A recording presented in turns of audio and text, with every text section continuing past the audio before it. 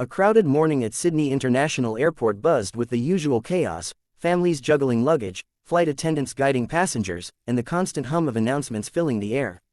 Among the crowd stood Ryan Carter, a tall man in his mid-30s, dressed in a simple leather jacket, faded jeans, and worn-out sneakers.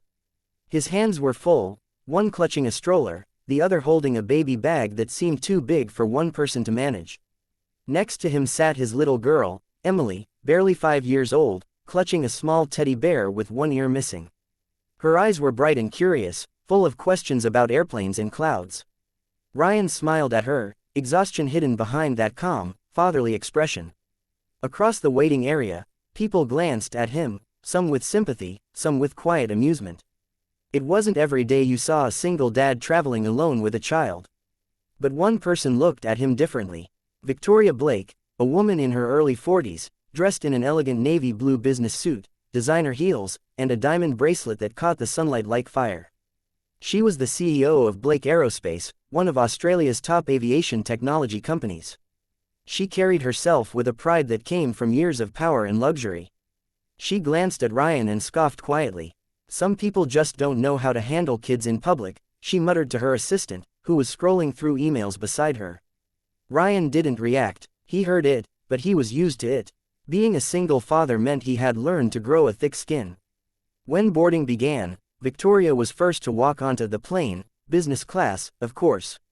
Ryan followed later, struggling to keep Emily calm as they made their way to the economy section. Emily was nervous about flying. She had never been on a plane before. "Daddy, will it fly like a bird?" she asked, eyes wide.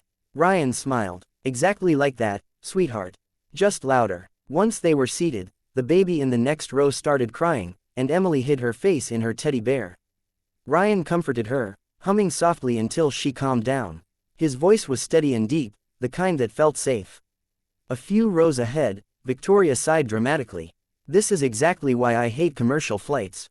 Noise, chaos, kids everywhere," she whispered to her assistant again. The flight took off smoothly. After about an hour, turbulence hit.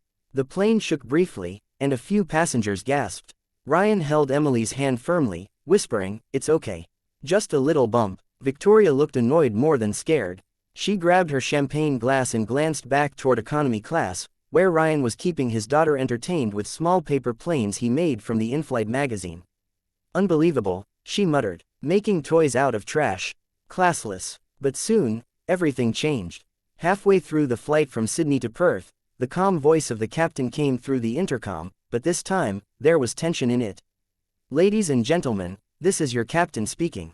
We're experiencing a technical issue. Please remain seated and fasten your seatbelts."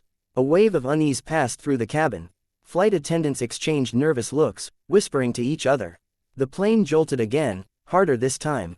Luggage compartments rattled. Emily clung to Ryan's arm. "Daddy, what's happening?" "It's okay, Emmy. I'm here," he said softly, eyes scanning the cabin. Then the captain's voice returned, sharper, filled with urgency. "If there is anyone on board with military aviation experience, please make yourself known immediately. We could use your assistance." The cabin went silent. Every passenger froze. Even Victoria stopped breathing for a second. Ryan's heart skipped a beat. He stared at the floor for a moment, then looked at Emily, terrified, clutching her bear. He unbuckled slowly. "Daddy, where are you going?" "I'll be right back, sweetheart. Stay here. Remember what I taught you." Deep breaths. He squeezed her hand, then stood up. A flight attendant rushed toward him. "Sir, please stay seated. I'm a former RAAF fighter pilot," Ryan said firmly. "Call the captain, now." Her eyes widened. "You're serious?" "Yes." Squadron leader Ryan Carter, retired. "I can help." Within seconds, the attendant guided him toward the cockpit. The passengers whispered, watching him disappear behind the door. Victoria blinked in shock. "A fighter pilot," she murmured to herself. That can't be right. He looked like a single dad," her assistant whispered. Victoria didn't answer. She just stared at the cockpit door, feeling something twist inside her chest. Inside the cockpit, chaos reigned. Warning lights flashed across the control panel, alarms beeping relentlessly. The captain, a man in his 50s, was sweating as he fought the controls. "We've lost partial hydraulic control, ailerons aren't responding properly. We're off balance," he said quickly. Ryan took the co-pilot's seat without hesitation. What happened before the system failure? Hydraulic pressure dropped suddenly. Backup isn't stabilizing. Manual override, unresponsive. Ryan's hands moved instinctively over the controls, checking readings, assessing. His voice became calm, authoritative, the voice of a soldier who had been here before. All right, Captain. We'll try differential thrust control. Use the engines to stabilize the roll. I'll manage trim manually. For 10 tense minutes, Ryan and the captain worked together, adjusting power levels, fighting to keep the aircraft steady. Sweat dripped from both their brows. The plane trembled like a wounded bird in the wind. In the cabin, people prayed quietly. Children cried. Victoria sat frozen, hands gripping her seat. She couldn't stop glancing toward economy, where little Emily sat alone, trembling but silent, her eyes fixed on the cockpit door. Finally, after what felt like an eternity, the captain's voice returned to the speakers, this time, shaky but calm. Ladies and gentlemen, we've regained partial control. We'll be making an emergency landing in Adelaide. Please remain calm and seated. The cabin erupted in whispers and sighs of relief.